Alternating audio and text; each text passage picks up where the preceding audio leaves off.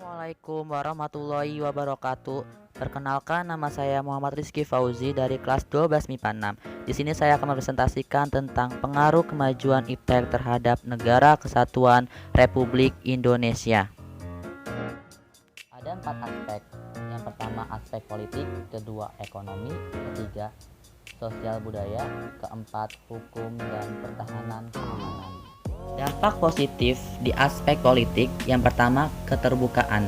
Dengan adanya keterbukaan, dimungkinkan akan dapat mencegah praktik korupsi, kolusi, dan nepotisme, sehingga dapat dicapai pemerintah yang bersih dan berwibawa. Yang kedua, kebebasan. Dengan adanya kebebasan, dalam arti kebebasan yang bertanggung jawab, maka setiap orang meningkatkan kualitas dirinya dengan kreativitas dalam kehidupannya, tentu saja dalam hal positif. Dan yang terakhir, pemerintahan yang demokratis.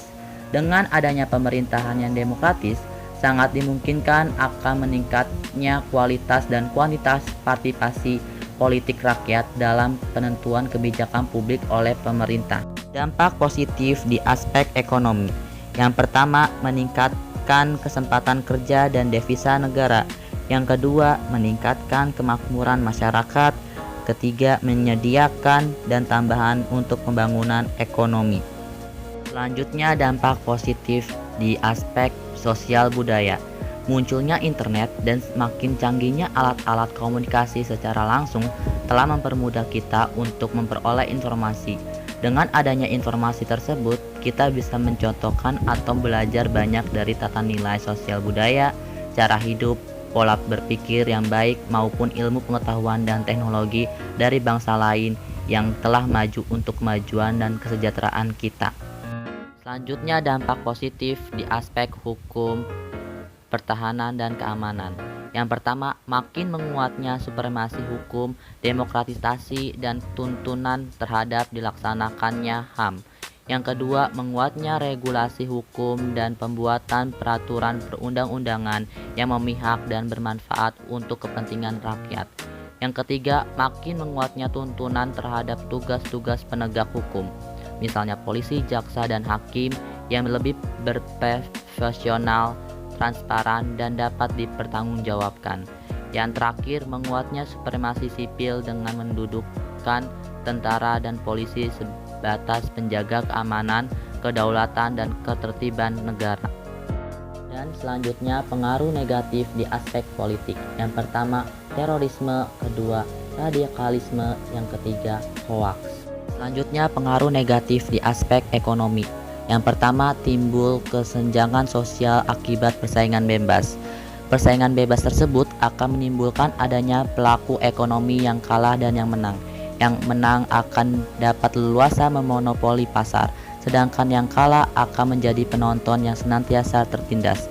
Yang kedua, pemerintah hanya sebagai regulator pengatur ekonomi yang mekanismenya akan ditentukan oleh pasar. Yang terakhir, rendahnya penyerapan tenaga kerja di sektor-sektor padat karya makin ditinggalkan. Selanjutnya, pengaruh negatif di aspek sosial budaya. Yang pertama, munculnya gaya hidup konsumtif dan selalu mengkonsumsi barang-barang dari luar negeri. Yang kedua, munculnya sifat hedonisme, yaitu kenikmatan pribadi dianggap sebagai suatu nilai hidup tertinggi. Ketiga, adanya sikap individualisme, yaitu sikap selalu mementingkan diri sendiri serta memandang orang lain itu tidak ada dan tidak bermakna. Yang keempat, kesenjangan sosial. Yang kelima, memudarnya solidaritas. Yang keenam, westernasi, yaitu gaya hidup yang selalu berorientasi kepada budaya barat tanpa diseleksi terlebih dahulu. Dan yang terakhir, pengaruh negatif di aspek hukum, pertahanan, dan keamanan. Yang pertama, anarkisme. Yang kedua, hacker. Dan yang terakhir, pelanggaran batas wilayah. Sikap selektif terhadap kemajuan iptek. Ada 3 aspek. Yang pertama, aspek politik. Kedua, aspek ekonomi. Dan yang ketiga, aspek sosial budaya.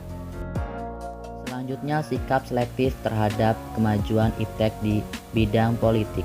Yang pertama, mengembangkan demokratisasi dalam segala bidang. Yang kedua, mengaktifkan masyarakat sipil dalam area politik. Yang ketiga, mengadakan reformasi lembaga-lembaga politik agar menjalankan fungsi dan peranannya secara baik dan benar. Keempat, memperkuat kepercayaan rakyat dengan cara menegakkan pemerintahan yang bersih dan berwibawa. Yang kelima, menegakkan supremasi hukum. Yang terakhir, memperkuat posisi Indonesia dalam kancah politik internasional. Selanjutnya, sikap selektif terhadap kemajuan iptek di bidang ekonomi. Yang pertama, sistem ekonomi dikembangkan untuk memperkuat produksi domestik untuk pasar dalam negeri, sehingga memperkuat perekonomian rakyat.